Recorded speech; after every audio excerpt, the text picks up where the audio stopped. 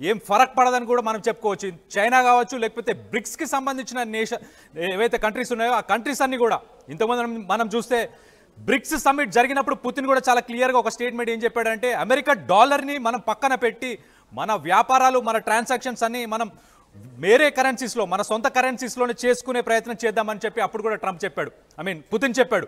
So ఇవన్నిటి తట్టుకోలేకనే Trump రగిలిపోయి ఆయన ఇలాంటి ఆంక్షలు తీసుకొచ్చి మన మీద పెట్టే ప్రయత్నం చేస్తున్నాడు. కానీ దానివల్ల మనకి ఎలాంటి నష్టం జరగదు.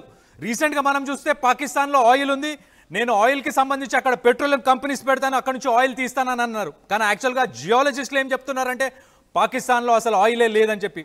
ఇంకో పక్కన చూసుకుంటే ఇరాన్ ప్రెసిడెంట్ కూడా పాకిస్తాన్కి విజిట్ చేశాడు. సో ఒక పక్కన యుద్ధాన్ని ఆపలేక పుతిన్ తను చెప్పింది వినట్లేదు కాబట్టి ఇలాంటి డెసిషన్ తీసుకొని మన మీద కానీ చైనా మీద కానీ ఇలాంటి ప్రెషర్ పెట్టడానికి ప్రయత్నం చేస్తున్నాడు.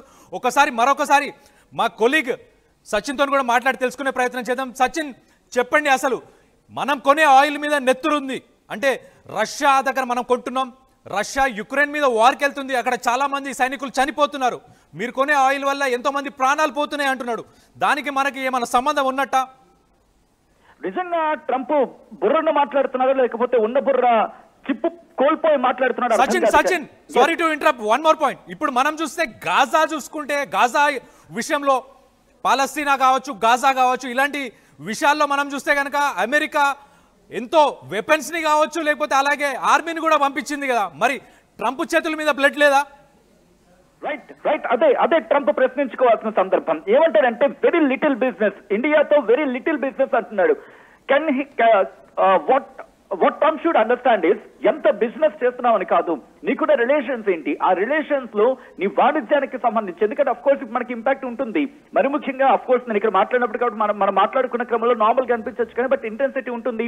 మరి ముఖ్యంగా ఇక్కడ సాఫ్ట్వేర్ మీద ఇంపాక్ట్ చూపించే అవకాశం ఉంటుంది. బట్ ట్రంప్ అర్థం చేసుకోవాల్సింది ఏంటంటే కనుక ఇండియన్స్ కనుక గట్టిగా పట్టు బిగిస్తే, భారతీయులు కనుక గట్టిగా పట్టు బిగిస్తే అమెరికా తన అగ్రాజ్యం ఆ పతనానికి నాంది పోసినట్టు అవుతుంది. కొన్ని గణాంకాలు నేను చెప్పే ప్రయత్నం చేస్తాను, ఎందుకంటే ఇప్పుడు గణాంకాల గురించి మాట్లాడుకుంటున్న సందర్భంలో కాబట్టి 2024తో పోలిస్తే ఏడాదిలో మనం ఈ ఎనర్జీకి సంబంధించి మాట్లాడుకునే క్రమంలో ముడి చమురు దిగుమతులు 51% పెరిగాయి. 2025లో అమెరికా నుంచి భారత్ ఈ ముడి చమురుని దిగుమతులు చేసుకున్న సందర్భం. మరి ఏ లెక్కల ప్రకారం ట్రంప్ చెప్తున్నాడు కానీ ఇదే రష్యాతో మనం ఒకనొక క్రమంలో ఐ థింక్ 70 or 80% అని మాట వినిపించిన తర్వాత మనం ఇప్పుడు 30% తక్కువే చేస్తున్నాం. కానీ ఏంటంటే ఇప్పుడు రష్యాను ఏకాకిని చేయాలి, రష్యా మీద కోపం, మనకి తెలుగులో ఒక సామెత ఉంటుంది, అత్త మీద కోపం ఇంకో దేని మీద చూపించిందని చెప్పి ఒక సామెత ఉంటుంది. అలాగా రష్యా మీద కోపం భారత్ మీద చూపించే ప్రయత్నం చేస్తుంది. రెండోసారి అధ్యక్ష బాధ్యతలు చేపట్టిన తర్వాత ఇదే ట్రంప్ హయాంలో 51% మన ముడి చమురులు దిగుమతులు పెరిగాయి. ఇది మర్చిపోతున్నట్టున్నాడు. ఒకవేళ దీంతో పాటు గత ఏడాదితో పోలిస్తే దిగుమతుల విషయానికి వచ్చినప్పుడు పెరిగి 2024 జనవరి జూన్లో అమెరికా నుంచి మనం 51% దిగుమతి చేసుకున్న సందర్భం అంటే పోలికలు చెప్పే ప్రయత్నం చేస్తున్నాను. సో ఈ క్రమంలో జూలైలో కూడా మనకి ఉన్నది. ఇన్ఫాక్ట్ మనం మల్టిపుల్ సోర్సెస్ నుంచి మనం తెచ్చుకునే ప్రయత్నం చేస్తాం. ఇదే క్లారిటీ ఇచ్చింది. తన దేశ అవసరాల కోసం, మా దేశం బాగుపడడం కోసం మేము ఏ ప్రణాళిక తీసుకుంటే నీకెందుకు అని అర్థం వచ్చేలా చెప్పుకొచ్చింది. బట్ మీరు అన్నట్టుగా గాజాలో జరుగుతోందేంటి, ఇజ్రాయెల్ కి సంబంధించి ఇజ్రాయెల్ కి డబ్బులు ఇచ్చి గాజా మీద చేస్తోంది ట్రంప్ కాదా? ఇటు పాకిస్తాన్ ఆర్మీ చీఫ్ ఆసిమ్ మునీర్ గారిని పిలిపించి నాన్న కన్నా బుజ్జి కన్నా అంటూ నోట్లో ముద్దలు పెట్టింది ఎవరు? మరి నోట్లో గోరుముద్దలు తినిపించింది ఎవరు? ట్రంప్ సమాధానం చెప్పుకోవాల్సిన సందర్భం. అది ఫ్యూయలింగ్ కాదా? దాంతో పాటు జెలెన్స్కీని పిలిపించి జెలెన్స్కీని అదే వైట్ హౌస్ లో అవమానించిన తర్వాత మళ్ళీ అదే జెలెన్స్కీకి ఊతమందించి డబ్బులిచ్చి మళ్ళీ యుద్ధానికి పంపించింది ఈ ట్రంప్ కాదా? మరి ఇవన్నీ ట్రంప్ అర్థం చేసుకోవాల్సిన మాట ఏంటంటే, ట్రంప్ అర్థం కాని మాట ఏంటంటే తాను చేస్తే న్యాయం, పక్కవాడు చేస్తే అన్యాయం. మరి ముఖ్యంగా ట్రంప్ అమెరికా అధ్యక్షుడిగా కాకుండా ట్రంప్ గా తన వ్యాపారం మాత్రమే చూసుకుంటున్నాడు అనేది ప్రపంచ వ్యాప్తంగా ఇప్పుడు జరుగుతున్న చర్చనే చెప్పుకోవాలి. సచిన్ మీరు ఒక్క నిమిషం అలానే ఉన్నాడు. ఒక్కసారి మనం చూస్తే అసలు అమెరికాలో వెపన్స్ కి సంబంధించిన ప్రైవేట్ కంపెనీలు అమెరికాలో ఉన్నన్ని దేశంలో ఎక్కడా లేవు.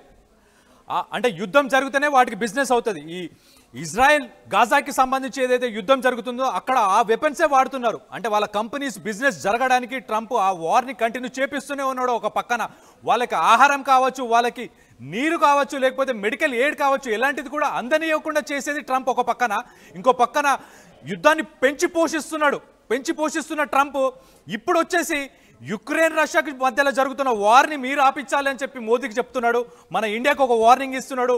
మీరు ట్యాక్సెస్ అన్ని మీ మీద వేస్తాను, ఇప్పటికే 25% వేసాను, నెక్స్ట్ రానున్న రోజుల్లో రానున్న 24 గంటల్లోనే మీకు చాలా ట్యాక్సెస్ వేస్తానని చెప్పి ట్రంప్ చెప్పుకొస్తున్నాడు. కానీ ఒక పక్కన మనం చూస్తే యుద్ధాన్ని ఆయననే పెంచి పోషిస్తున్నాడు. గాజా ఇజ్రాయెల్కి సంబంధించి ఏదైతే యుద్ధం జరుగుతుందో వాళ్ళకి నీరు కావచ్చు, ఆహారం కావచ్చు, లేకపోతే వెపన్స్ కావచ్చు, అన్ని సప్లై చేసేది ట్రంపే. సో దీనికి సంబంధించి ఒక్కసారి ఆ విజువల్ చూద్దాం. మళ్ళీ అసలు ఆయన సిఎన్బిసిలో ఏం మాట్లాడారనేది ఒక్కసారి వినే ప్రయత్నం చేద్దాం. About India, they're the highest tariff nation. They have the highest tariff of anybody. We do very, very little business with India because their tariffs are so high. So India has not been a good trading partner because they do a lot of business with us, but we don't do business with them. So we settled on 25%, but I think I'm going to raise that very substantially over the next 24 hours because they're buying Russian oil, they're fueling the war machine, and if they're going to do that, then I'm not going to be happy. About India, they're the highest tariff nation. They have the highest tariff of anybody. We do very, very little business with India because their tariffs are so high. So India has not been a good trading partner because they do a lot of business with us, but we don't do business with them. So we...